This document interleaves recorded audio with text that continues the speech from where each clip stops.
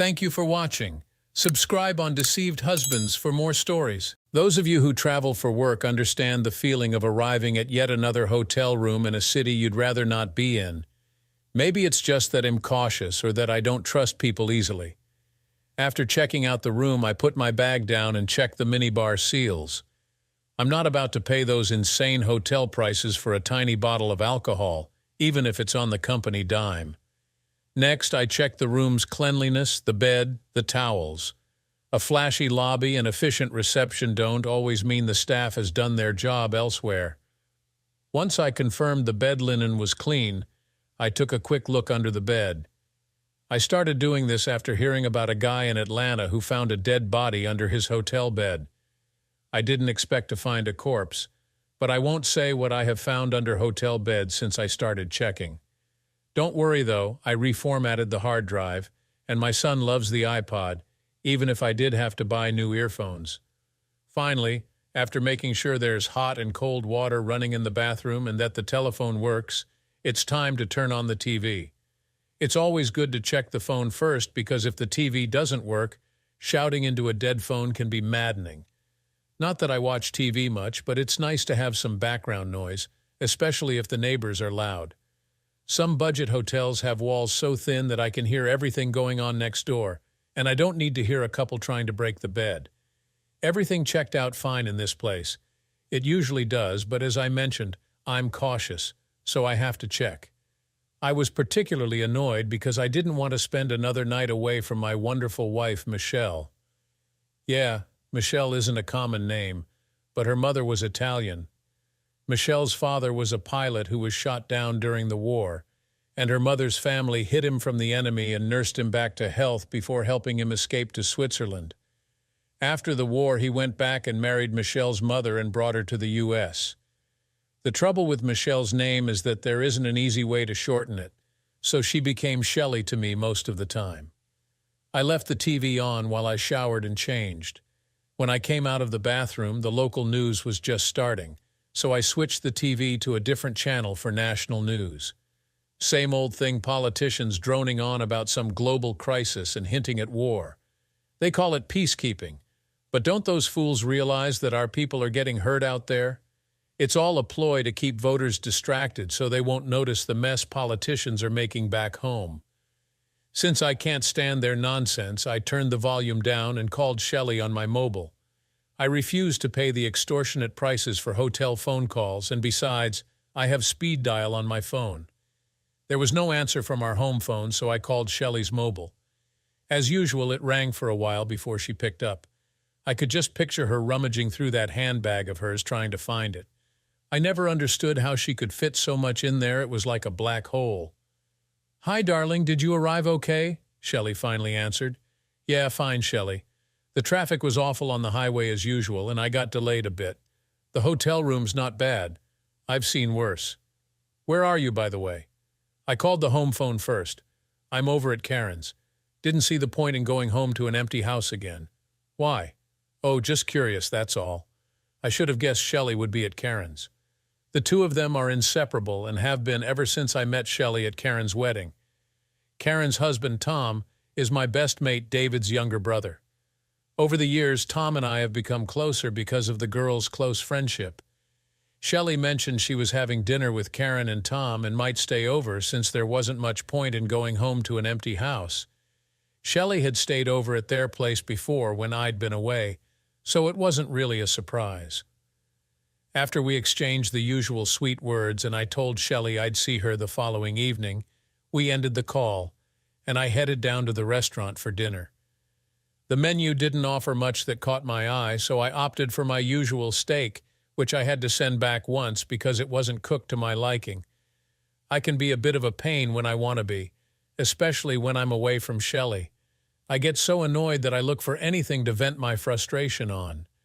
After my meal, I went to the bar. With any luck, there'd be some nice scenery there that night. As I entered, I figured the evening could be interesting, if nothing else. The first person I noticed was a woman sitting at the bar, sizing up everyone who walked in. At one of the tables were 4 women, a bit older, who looked like they were on a girls' night out.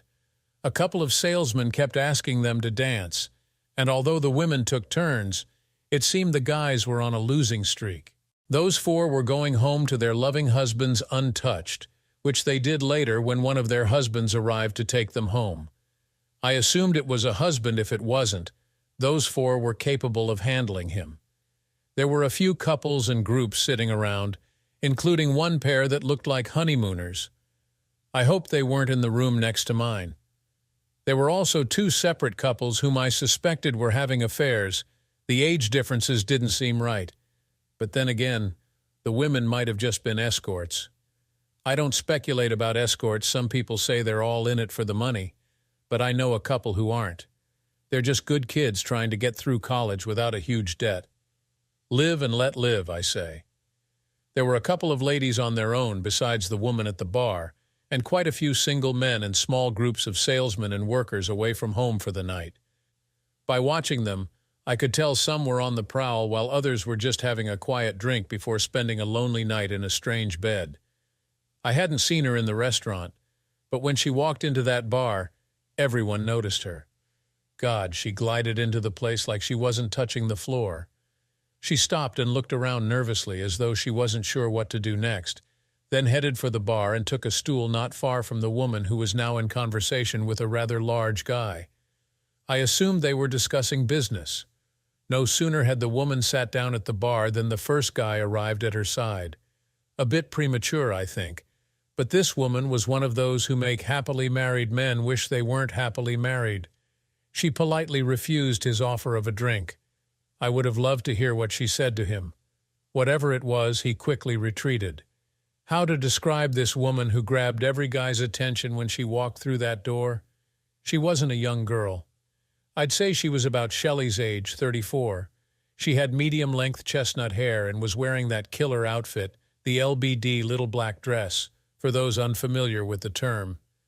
That dress showed off her figure perfectly and ended just below the knee. As she perched on the bar stool, the LBD rose just enough to make every guy in the place take a deep breath. The heeled shoes she wore were just high enough to add some shape to her calves. Damn it, the woman had presence.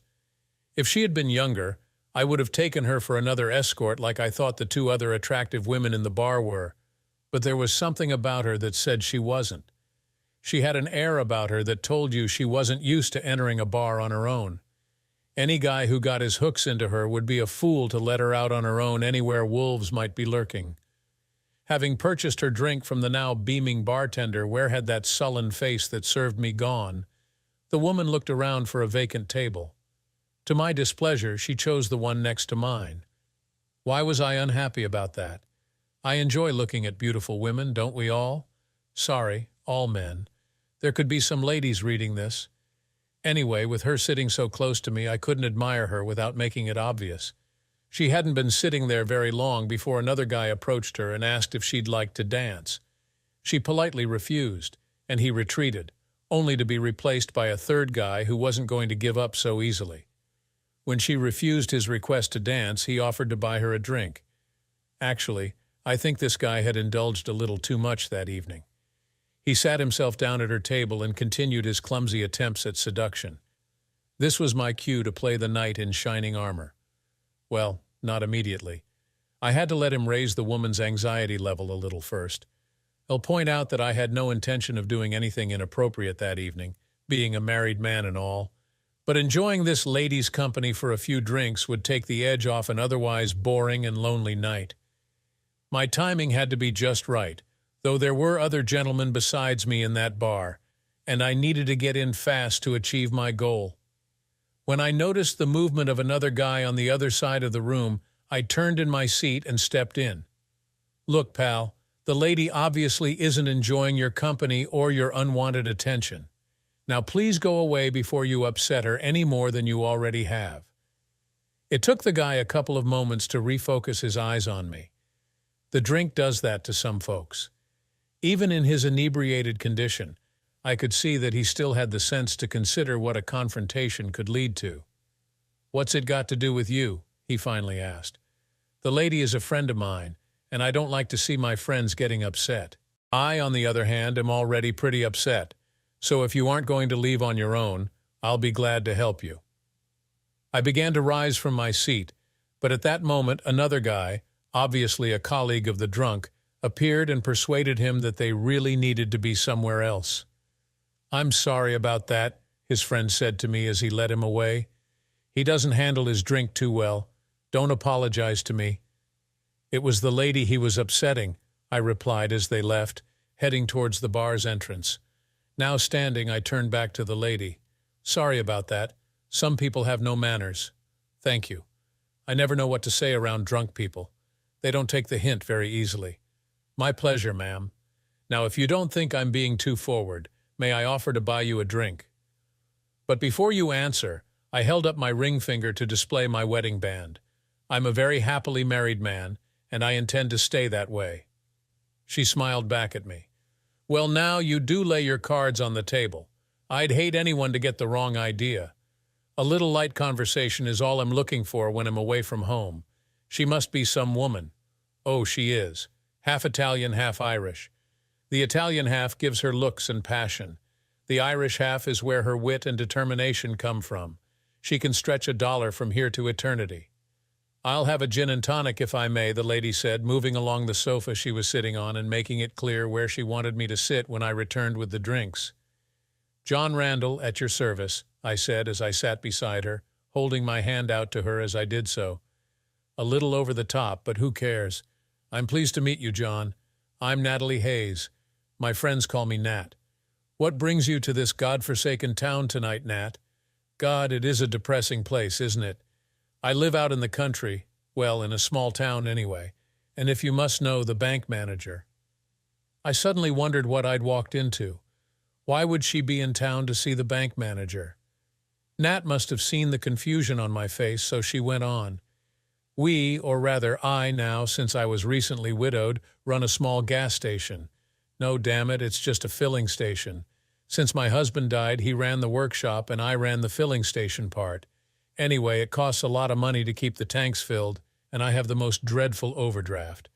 Our bank is here in town, and I have to come up to see the bank manager every 6 months or so he can look at the books.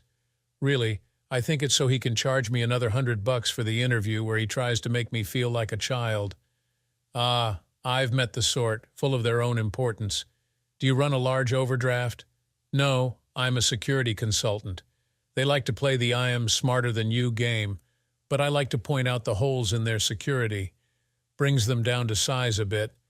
But if you're here, who's running your gas station?" "My children. Anna is 17, and she looks after most things while I'm away.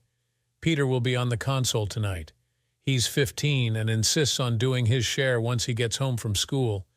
He wants to train as a mechanic and reopen the workshop when he finishes his education. Looks like you've got a couple of good kids there. Do you have any children?" "Yes, and talk about coincidences. I have a son of 18 who's away at engineering college. His name's Michael, but he's known as Mick at home. You know how the Italians pronounce it. It's spelled the English way, but my wife is strong on her Italian heritage. And we have a daughter of 15 who's at boarding school. Oh, I wouldn't like my children to go away to school. It's not Shelley's or my choice either. Danielle is a bit of a virtuoso on the violin. I'm not into all this classical stuff, but we had to let her go where she could develop her skills to their best advantage. She claims she misses her brother and us, but from reading the few letters we get, I think she's having a great time there, although she calls her mother all the time. Does your wife miss having the children at home? I'm not sure. I suppose she does, but since we've had the house to ourselves, she gets a little wild around the house sometimes. It's a bit like it was when we were first married. I don't think I should go into details. No, I don't think you should either. Anyway, Shelley's into just about every charity there is around. She and her best friend Karen are always on one committee or another when they're not working. I get dragged off to one fundraiser after another. For the next couple of hours, Nat and I talked about our lives. And I'll be honest, what I thought was going to be a drag of an evening turned out to be good fun. Funny how we just clicked together. And I could also understand how some guys could easily stray from the righteous path. I've got to say that I could feel there could have been some chemistry there. I escorted Nat up to her room. Well, not exactly to her room. I got out of the elevator on her floor, and after saying good night, I watched her as she walked down the corridor to her room, went inside, and closed the door. All right, if you insist. She did give me a little peck on the cheek and thanked me for a wonderful evening, but it was just a friendly peck. I was surprised to find it was well past midnight when I got back to my room. In less than a couple of minutes, I was in the land of dreams. What a shame that you can't always remember your dreams. It must have been a good one. I woke up excited in the morning, not unusual when I'm at home with Shelley, but bloody unusual for me when I'm on the road. I hadn't been sitting in the dining room for long eating my breakfast when I was pleasantly surprised by Nat joining me at my table. I'm damned if I can remember what we talked about over our meal, but again, it made a change from being alone. It was almost 9 when we said our goodbyes, and Nat dashed off to her room to get ready for her meeting. I had no rush because I couldn't get into the place I was checking out until 10 at the earliest. It was only going to be a cursory inspection anyway. I was in one of the other guy's territories, and he'd given the place a once-over a few weeks back. The idea was that no one there knew me from Adam, and I was going to see if they closed the holes that my colleague had spotted. Back in my room alone, I switched on the TV for some company while I read through my colleague's report again. Head advised that brown overalls should make me invisible, as that was the color the company issued to its workers. He also suggested what gate I could possibly slip in through. It was as I was struggling into the boiler suit that I heard the news at the end of the breakfast show, and it grabbed my attention. It was the name of my local town that caught my ear. I lived in a small town, and hearing it mentioned on national news was a surprise to me. Apparently, there had been a serious fire at the big hotel in town during the night. It was a huge Victorian structure, far bigger than the town needed nowadays. But as our town was once at the junction between 2 different railway companies, folks used to stop overnight quite often back in the old days. The screen suddenly changed from a picture of the reporter standing in front of the smoldering building to footage of the night's events. What the hell a TV film crew was doing in our small town, I couldn't understand, but their presence there was about to change my life. The reporter was talking about how many fire crews had been in attendance, and the picture changed to footage of the night's events first, shots of the windows and roof with flames roaring through them, and then to one of those giant cherry pickers the fire brigade uses to rescue people nowadays. As the camera zoomed in on the casualties being lowered to the ground, my heart seemed to stop. There was my Shelley, climbing out of the gondola, dressed in what looked like little more than a hotel bathrobe, assisted by David, who was dressed the same way. Their faces were obscured by the plastic oxygen masks they were both wearing, but Shelley was hanging on to that damn little handbag of hers, and I'd know David anywhere. We'd been friends since our first day at elementary school. Looked to me like we weren't friends any longer. I'm not quite sure how I didn't throw the TV set out of the window, but somehow I managed to control myself. I picked up my phone and called Karen's house. I figured that's where Shelley would be if she wasn't in the hospital or at work, but I doubted she'd be there after the night she'd obviously had. As I guessed, Karen hadn't left for work either. I heard her say shush to silence the other voices in the room as she picked up the handset. Funny, I could also hear the same news broadcast playing on her television in the background. Handy, because they must have seen the same piece of film I did. "Hello," Karen said, I think a little hesitantly. "Hello, Karen. Not going to work this morning?" Karen put her hand over the mouthpiece. I heard the noises that doing that makes. Then she came back on, now sounding very frightened. "No, I'm not feeling well today. What can I do for you, John?" "Well, you can tell that bitch to get all of her crap out of my house before I get back this evening to start with. Tell her I'll be filing for a divorce today, and you better tell that brother-in-law of yours that he'd better start running the other way if he sees me in the future. But no bloody buts, Karen.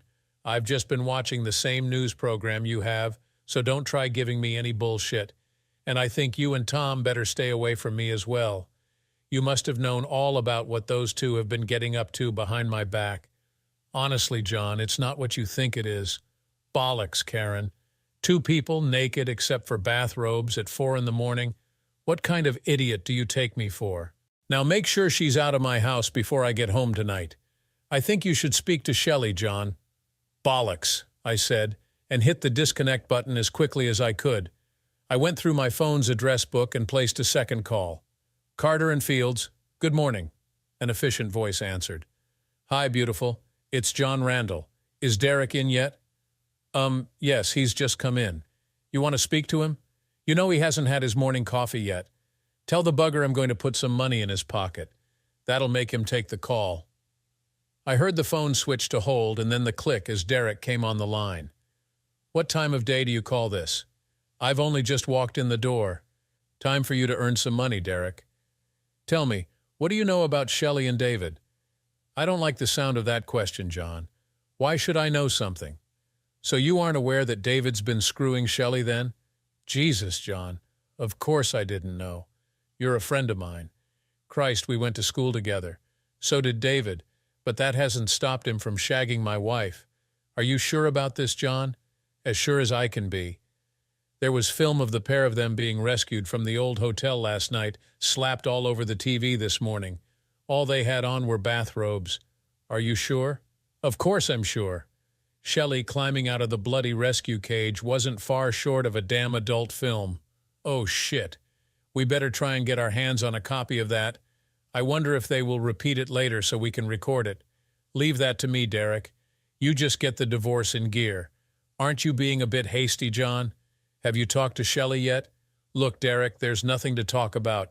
I spent last night sitting in a hotel bar talking to every man's dream of a woman. I had breakfast with her this morning as well. John, should you be telling me this? Listen, mate, I haven't finished yet. Look, this woman was what all those dirty dreams you have are made out of. She's a widow well, she claimed to be. Thinking about it, I'd better cover my back there just in case Shelley and David are playing dirty. Sorry, don't worry about it, Derek. The point is, I slept on my own last night. I didn't do anything I should be ashamed of. But while I was, Shelley and David were making whoopee in the old hotel. So get that bleeding paperwork started. As you wish, John. I'll get Carol on it right away. The call to Derek was over. My next couple of calls were to the bank and credit card companies. Screw the bitch. I canceled everything. I'd run on my company credit card until I had time to sort things out. Shelley could get her hands on the money in the current account, but there wasn't much in there to worry about. My next call was to the TV company. It took me a little time to get through to the person I wanted as she was still in the control room. Sharon, it's John Randall. Sharon is another old school friend. Handy in a way that she was one of the may-have-beens when I first hooked up with Shelley. I know Sharon had a crush on me back then, and I was hoping she still held a grudge against Shelley for winning the race. Oh, so you saw it? Yep, sure did. And I already done, John. I've got a DVD in my handbag now. 2 copies, actually. One for you and one for your solicitor. Ah, you anticipated my request. Damn it, John. If you hadn't seen it on the news, I intended to send the thing to you. But please be careful who you show it to. There are 2 files on the disk zone called Broadcast you can show to anyone, as you could have grabbed it from any TV set. And the other one is the rest of the film that the crew took during the night. If you show that around too much, it could get awkward for me.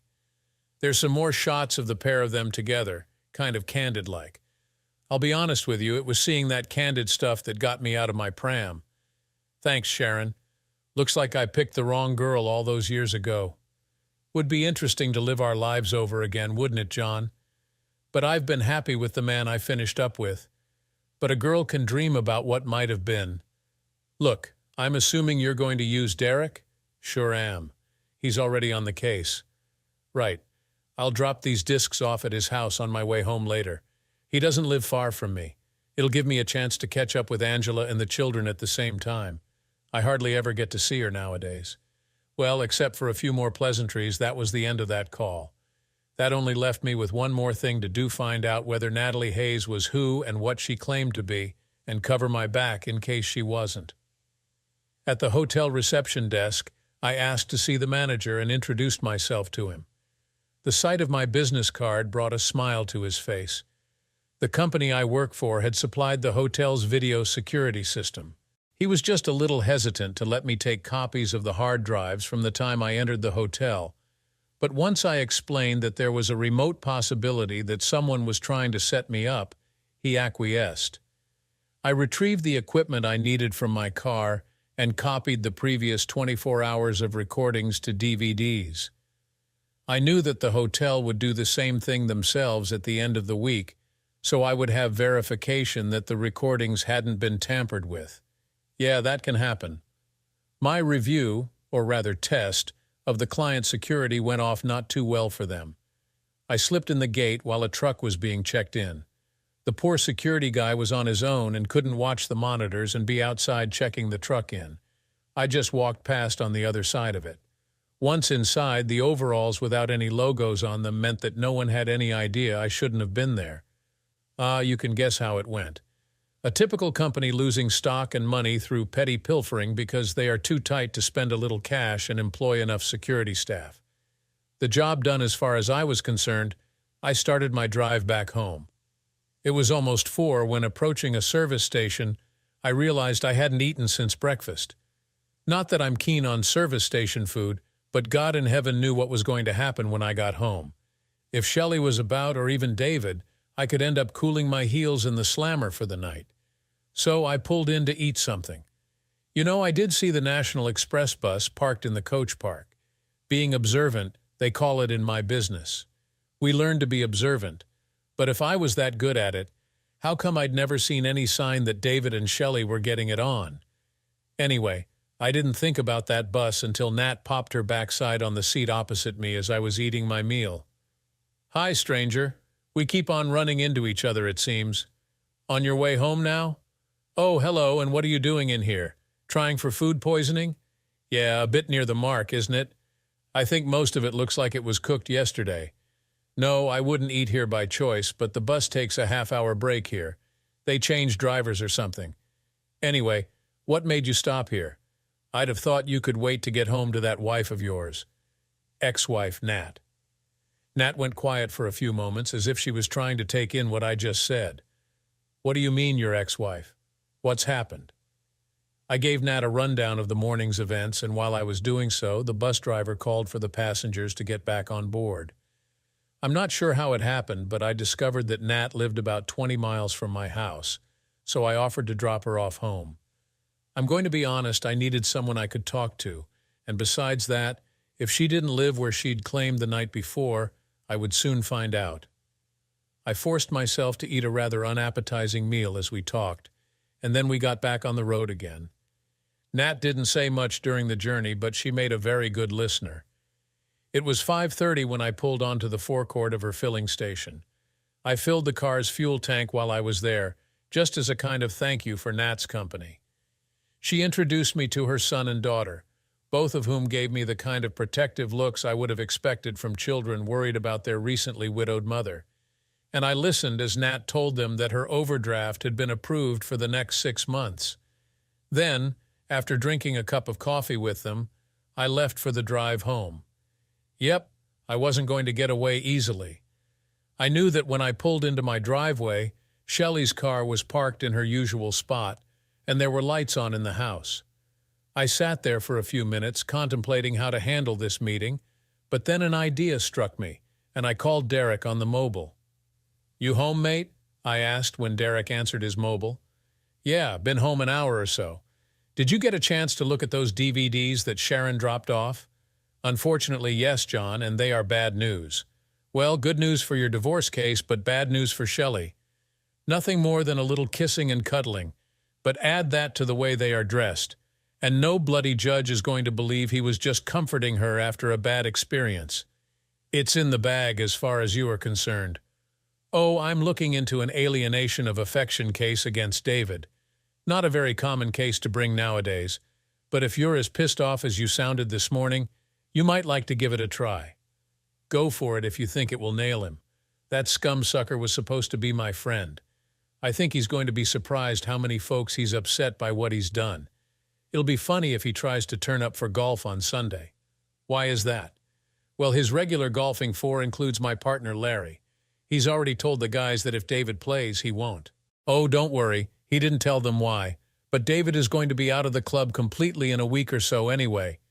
You know he's up before the committee for that argument he had with that visiting player at the tournament the other week?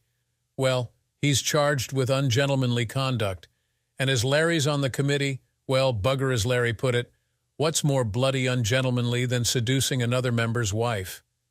I smiled to myself as the call ended. David getting thrown out of the golf club was only going to be the first of the repercussions he was going to suffer. What the hell was his wife going to say when the truth comes out? No, I had no intention of calling David's wife. I like the girl. She would find out soon enough what had been going on. Inside the house, I found Shelley sitting in the kitchen crying. Well, apparently so. For all I knew, she could have been acting. "What are you doing here, Shelley?" I asked in as hard a tone as I could muster. Look, this woman had been and still was the love of my life, and when she cried, I cried inside as well. I live here and I need to talk to you. You do not live here any longer, but if you wish to talk, I'll give you 10 minutes and then I'll pick you up and throw you out. Suddenly, Shelley was not crying anymore. The look she gave me was one of shock. You wouldn't. Shelley, have I ever lied to you? She sat even more upright as she understood that I meant what I said. But I'm your wife. You can't throw me out like that. You were my wife until I discovered you've been playing around with David. Funny how I couldn't bring myself to say screwing. But I love you. You can't throw me out. You love me? Did love you, you mean. I'm not going to love any woman who takes me for a damn fool. How long have you two been screwing each other? It was one hell of a strain to say that. We haven't. Bollocks, Shelley. What are you going to claim you were doing in that hotel room with David? Playing Monopoly. And from what I've heard, the two of you were all over each other in that ambulance. Shelley switched the tears back on, but I ignored them and filled the kettle. Bollocks to it, I fancied a cup of tea. Once Shelley realized I was ignoring her, I think she began to understand that I wasn't playing games. I'm sorry, John. It was the first time, honestly. Bollocks. It was honestly. I don't believe you, Shelley, and by tomorrow I'll have all the proof I need. I'll have some more of these, and I'll know all about every time you've screwed David and whoever else he screwed in that old hotel as well. Shelley looked up at me again, and I think the penny really dropped when she saw the DVDs I was holding. I think she suddenly remembered that I'd gotten a nice commission check when I'd sold the surveillance system to the old hotel. I didn't have to worry about the fire. The computers themselves were in a water and fireproof cabinet in the basement. I knew that we'd soon be going through them to check whether there was any evidence that the fire had been arson. Standard procedure nowadays. The insurance companies gave the client discounts when our systems were installed. Okay, but it was only the second time. Only the second time? The first damn time was enough for you to be out that damn door? But it was only sex. David doesn't mean anything to me. Why should you get so upset if I do something you've always done? What the hell are you talking about? Well, you mess about with women when you're out of town. I never got all up with you about it. I don't know where you've got that bleeding idea from, but I've done nothing I'm ashamed of when I've been away. And I've never jumped into any strange woman's bed. Christ, besides dishonoring you, God knows what a guy could pick up. There's diseases and all kinds of things out there, you know. But David said, "Oh, hell, girl, just how damn thick are you? Christ, I thought I knew you, but it seems like I never have. Tell me something. I know David always had a thing for you. Well, let's say I've always had the feeling he'd like to get into your pants. How long has the scumsucker been trying to chat you up? Well, he always has been, really. It's just I thought he was only being friendly. So David tells you that I've had a one-night stand or something and you jump into bed with him? You couldn't wait to ask me about it? You just couldn't wait to screw the bastard first? No, John, it wasn't like that. David told me a long time ago about you and some girl you slept with when you were in Los Angeles last year. And how the hell would David know what I did or didn't do in Los Angeles? You told him when you were out together one night. Bollocks, Shelley. David lied to you, probably so he could get into bed with you, and you silly bitch fell for it. Look, I'll show you how I spend the nights when I'm away. And this was a good evening for me. I put my laptop computer on the table and fired it up, putting one of the DVDs from the hotel in the drive. I loaded the surveillance program and started hunting for the scenes I wanted. Here, look. Notice the good-looking woman? Remind you of anyone? Yourself, maybe? I thought she looked a lot like you. There, see? Some drunk is giving her some grief, trying to chat her up, probably hoping he was going to get lucky like David did with his bullshit. That's not a nice thing to say. Sometimes the truth hurts. Now look, here's your once-loving husband coming to the lady's assistance. The altercation, well, what there was of it, was almost over before you could actually see that it was me standing there. Look closely as I make a point of showing the lady my wedding ring. I'm telling her I'm happily married there because I didn't want any misunderstandings. I switched the playback to high speed, only slowing it down to point out the time when I got the photos of Shelley and the children out to show Nat. Then it was high speed until we left the bar together. Changing the disc, Shelley watched as Nat and I went up in the elevator together. Then she saw Nat give me that innocent peck on the cheek, and heard her thank me for a pleasant evening before she walked down the corridor on her own and entered her room. A little more hunting around, and I showed Shelley that I entered my room alone, and I left it running at high speed to prove I never came out of the room until morning. Tell me, does that look like a husband who cheats on his wife? Nat was a nice woman and lonely as well. Her husband died only 8 months ago. I'd say she was just about ripe for an asshole like David to take advantage of. But I ain't David. Now, if you don't mind, I'd appreciate it if you'd pack your shit and get out of this house. John, you can't mean that. Where would I go? Hell if I know or care. I stopped caring when I saw the news this morning. Now pack and go before I lose control of myself. You can't mean that, John.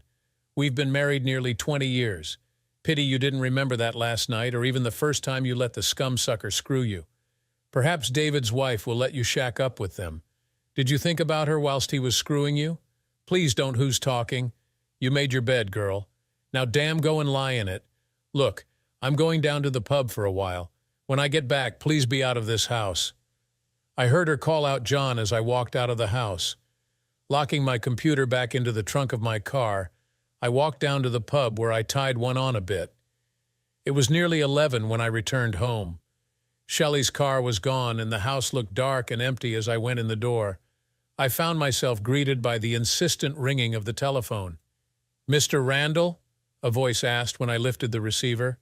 "Yes, Mark Thornton, head teacher at the music academy here. I'm afraid we have a problem. Danielle has absconded." "What?" "She wasn't in her room at the 10:30 room check. All students are supposed to be in their dorm blocks by 10:00 at the latest. Danielle was not there." "Oh, I should imagine she's out with some friends somewhere and just lost track of the time. Kids nowadays have no idea." "No, Mr. Randall. She was seen getting into a car with a young man at about 8:00. We have found recordings of her on the video on that system your company supplied. It's a very good system, you know. It's saved us panicking more than once. Her friends said she'd been in a strange mood all day, so they haven't seen much of her. But when we saw her getting in that car, well, we had to call the police and you. This could be very serious." "What kind of car?" "A small one with a boy racer type of paint job. I'm afraid I'm not up to much on car models. Flames on the wheel arches and a dragon painted across the hood?" "Yes, I think so." "Do you know the vehicle?" "Tell me, Mr. Thornton, do your students watch breakfast television?" "Well, they can. There are televisions in the dorm lounges. I suppose there's plenty of time for them to watch between breakfast and the first lesson. I think you'd better call off the hounds, Professor. We've had a domestic problem here at home, and I think we are soon going to find out that Danielle and her brother are on their way home to try and help sort it out. I'd appreciate it if you'd place Danielle on compassionate leave for a few days." "You're sure it was her brother in the car?" "As sure as I can be. There can't be many cars like that around. What time did you say they left?" "It says 5:00 to 8:00 on the screen. They should be here very shortly then. If my son drives as he normally does, he's quite conscientious behind the wheel. I'll let you know when they get here. If you're sure, Mr. Randall, I'll call the police off and leave it in your hands." It was about 20 minutes later when that noisy exhaust pulled into the drive. The children found the front door open for them on the latch. "Daddy, where's Mommy?" my daughter asked as she came into the kitchen where I was sitting waiting for them. "I haven't the faintest idea, and I don't give a damn," I replied. You saw the news this morning then? My son Mick asked. I assume you two did as well. I didn't. Danielle did, and she called me to ask me what we should do. I thought we'd better have a long talk with Mother. A bit late for long talks with her, I'm afraid. She's gone. I've thrown her out. But you can't throw her out just like that. This is her home, Danielle exclaimed. Oh, but I can, and she knows it. We don't own this house. It's held in a family trust. I can live in it until I die. If your mother was married to me, which she won't be for very much longer, she could live out her life in it. Then either of you who wish to live in it could have it. If you don't want to live here, it will go to my sister or one of her children. You see, whatever happens after the divorce, your mother has no claim on this house. She can go and shack up with her boyfriend. But Uncle David's married. Please don't call him Uncle David in my presence, Mick. Once I've divorced your mother and David's wife has divorced him, then if the two adulterers decide to set up house together and get married, you can call him Dad or whatever you like. But in my presence, don't call him anything. I'm sorry, Dad, but all he'll ever call him is a scumsucker for what he and Mother have done to our family. It looked to me like Danielle had cried herself out on the long journey home, but I had a job for her to perform. Now, young lady, you had better get on that telephone and call Professor Thornton and let him know you've arrived home safely. You've nearly given the poor man a heart attack. I could see that Danielle wasn't too pleased at my request. So could her brother, and it was he who stepped up to the plate. I'll call him if you like, Danielle. I should have known better than to take you away without his permission, Mick said as he left the room to call from the lounge telephone. If you 1471 it, you should be able to use ringback, I called out to him as he went. But where is Mother, Dad? Danielle asked again. I told you I don't know and I don't care. Call her on her mobile if you want to know so badly, but don't be surprised if a man answers. Danielle got out her mobile and I noticed her turn it on. The academy kept calling me, so I turned it off, she explained sheepishly. Mother, how could you do this to us? Danielle suddenly demanded into the phone. Then there were a few moments of silence before she continued. I've never been so disgusted in my life. Is that supposed to be an excuse? Because it doesn't wash with me. No, I'm home with Daddy and so is Mick. No, he didn't call us. I saw you on the television this morning. I nearly died. It was obvious you were naked under that bathrobe. It was disgusting. Luckily, none of my friends at the academy recognized you, though. I'd never be able to look them in the face again. No, I don't want to see you or speak to you for the time being anyway. I just wanted to know where you were and that you were safe. I think Mick and I will stay with Dad for a few days to make sure he's all right. You should have thought about that yesterday, Mother. It's all a bit late now, isn't it? And Mother, just in case you're wondering, Mick and I had plenty of opportunity to talk on the way back home. We both think we'll be staying with Father if hell have us. It's a bit late for crying, Mother. Isn't that what you always told us when we were younger? I'd better go now. I'm not sure how much credit I have on this phone, and honestly, I could say something I'll regret later. You'll have to call Mick and ask him, won't you? Goodbye, Mother. Danielle disconnected the call. A little harsh on her, weren't you? I asked. No, Father. Nowhere near as harsh as I would have been a few hours ago. I don't know what we would have done if you hadn't found out already. Mick and I have been in a complete dilemma about whether we would be able to live with not telling you. I think the only way we could get away with that was never to come home again. Well, we came home, so you know what we intended to do and how angry we are with Mother. She is your mother, Danielle, no matter what she's done. Oh, we still love her, but we don't have to like her or what she's done to you, to our family. Mick suddenly called for Danielle to join him in the lounge. I think the professor wanted a word with her. She left me alone with my thoughts. Over the next few days, things got a little hectic. There were phone calls from Shelley's sister and a couple of friends. Unfortunately, I think just about everyone had seen that damn newscast, and there wasn't much they could say. Shelley found herself a solicitor who was pretty quick to try and argue over the house. Once Derek informed him about the conditions of the trust, he went quiet on that one. Shelley got half, so she thought, of our net worth. The trust's existence should set you wise to the fact that my family has always been a little smart when it comes to money. There are quite a few foreign investments that the profits from are paid into offshore numbered bank accounts. To be honest, I'm not sure I know how much money there really is stashed away here and there. Still, what the taxman doesn't know about, he can't waste on making war, can he? Before the divorce was final, David had a nasty accident. Very strange that one was. Mick insisted that I accompany him that day. I never could understand why he wanted to sit in the magistrate's court all morning. Several times he made comments that the magistrate almost threw him out over. It struck me later that those magistrates and the policemen on duty that day weren't going to forget us in a hurry. I don't suppose it was just a coincidence that someone chose that morning to kick the shit out of David and throw him down the stairs in the town's multi-story car park. To be honest, he might have fallen down the stairs as he was trying to get away. The other strange thing was that David's wife sat in that magistrate's court the same morning as well. You know, I always did think that some of Mick's friends were a little questionable when he was younger. Shelley lived with Karen and Tom for a while, and then apparently something happened. I don't know what it was, but I do know they don't speak to each other anymore. Tom and David were very similar characters, so I have to wonder, no, that's speculation and not being completely fair on Shelley. She lived in a little apartment after that. I never went there, but the children said it was a real dump. Shelley did try to contact me on several occasions. I know she was hoping for a reconciliation. I suppose there might have been a faint chance, but for the fact she chose the wrong night to go out with some friends from work.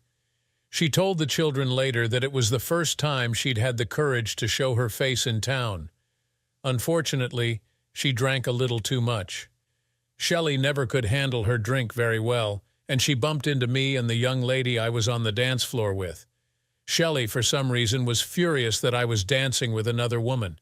She accused us of sleeping together, embarrassing for me, the young lady and her husband, who was sitting that dance out at our table. Shelley grabbed the nearest guy to her and asked him to take her home and sleep with her. Actually, he refused, as he was another member of the party I was with. But I have refused to acknowledge her presence or speak to her since. Almost 2 years had passed since the divorce. Mick was home from college and still looking for a permanent job. Why are kids so damn choosy nowadays? Danielle was home for the Easter holidays, and we'd taken a drive out in the country looking for a different pub to grab a meal in. It was Danielle who first noticed Mick eyeing up the waitress, and she made some comment to him. "Well, she is pretty." "I think I could fall for her," Mick replied. My attention drawn to her, I found the waitress's face familiar, and I had to think for a moment. Then I realized who she was. I remained silent on the issue until she came to take our order. "Hello, Anna. And how's your mother getting along?" I asked. For a moment, Anna, Mick, and Danielle were shocked into silence. My children had no idea how I could possibly know the charming young waitress, as I'd told them that I'd never been in this pub before, and Anna appeared to have no recollection of me either. But Anna soon recovered and tried to continue the conversation politely. "My mother's fine, thank you. Have you chosen what you'd like to eat? I think my son Mick would like to eat you, actually. May I introduce you?" "Daddy, don't be so rude," Danielle exclaimed. Poor Anna had no idea what to say. "Mick, this is Anna Hayes. Anna, I'd like to present Mr. Mick Randall to you. He's quite well educated and house-trained as well." Anna and, oh, damn it, all the children had turned bright red for some reason or another. I sat there with a grin on my face. "Mr. Randall," Anna finally said, "of course I remember you now. I'm sorry I didn't recognize you. But you remember the name, though. Mother has talked about you a lot. I'm flattered. But tell me, why are you working here, Anna? I thought you worked in the garage with your mother. There isn't much profit in selling gas nowadays. We managed to keep the filling station open, but without the garage we are struggling. This doesn't pay much, but it helps. Let's see, your brother was planning to reopen the workshop, wasn't he? Well, if we can hang on until he finishes his training, yes, that's what he wants to do." I turned and looked at Mick. "Well, how'd you fancy working in a country garage, Mick?" "Oh, the bonus could be that you get to see Anna here every day. And I think the place would come with an enthusiastic apprentice. What do you think, Anna?" "Mick's qualified, and he hasn't found a garage he likes working in yet. I'm not sure. You'd have to speak to Mother. We will do that right after our meal. We ordered, and during the meal, I told my children about my evening with Nat. Oh, and I offered to let them see the DVDs of that evening as well. Wouldn't like them to get the wrong idea of their father. It was Danielle's turn to surprise me. Apparently, she'd come across the DVDs in my computer desk drawer and had watched them through time and again, trying to understand why I had them. We were still eating when Danielle said, "Oh, looks like you've got company, Father." I turned to see where Danielle was looking, and there was Nat, just coming through the door. I must say, she looked good squeezed into those jeans. I was on my feet before she saw me. With a big smile, she walked over to me and gave me an even bigger hug. "I didn't think you were ever coming back," Nat said. "Damn it," the woman was crying. "Oh, so was I. I didn't want you to think I was on the rebound," I said to her. "Damn it, man, I wouldn't have cared. Dad, this is embarrassing. Everybody is looking at you. Will you two lovebirds sit down, please?" Danielle, whom I'd had to watch as she hung all over some disgusting little toe rag so many times over the previous couple of years, had the audacity to say to me, "Okay, where do we go from here? Is there any point in giving you the long story?"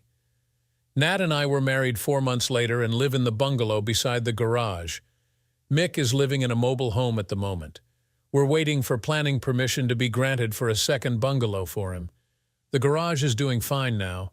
Some foreign investor put a lot of cash into the place so that it could be modernized, and there isn't any overdraft for Nat to worry about anymore. Damn guy doesn't seem to be in any hurry for any dividend on his investment either. Peter and Danielle get all gooey-eyed and tongue-tied around each other, but as Danielle is away playing with her orchestra most of the time, they don't get together very often. They do spend a fortune on phone calls, though. Nat and I have high hopes for them. We'll have to wait and see what happens on that one. Shelley? Well, she has bought a little cottage in the village and she works as a cleaner and waitress in the pub. I don't think it pays much, but she gets to see Mick quite a lot. I still don't speak to her, but Nat does. Nat tells me that Shelley knows what she lost. David? Now here's where things really get weird. His wife divorced him, and she shacked up with and then married a colleague of mine. From what I can understand, David moved in with his brother and Karen, but the next thing you know, the police are around asking where I was on one particular evening. Oh, they'd been around after David had his problems in the car park as well. This time, things were a little more serious. David had been run down by a car. The police thought he would never walk again. I think someone said he was walking on crutches now, though. But here's the kicker: he's living in Karen's house, and apparently Tom is on the run from the law with an attempted murder charge hanging over him. Have you any idea just how much it costs getting a wanted man out of the country? Canada is a big country, I'm told. Thanks for sticking around until the end of this wild ride. What would you do if you discovered your spouse was betraying you in such a shocking way? Drop your thoughts in the comments below. Don't forget to like, share, and subscribe for more unbelievable stories.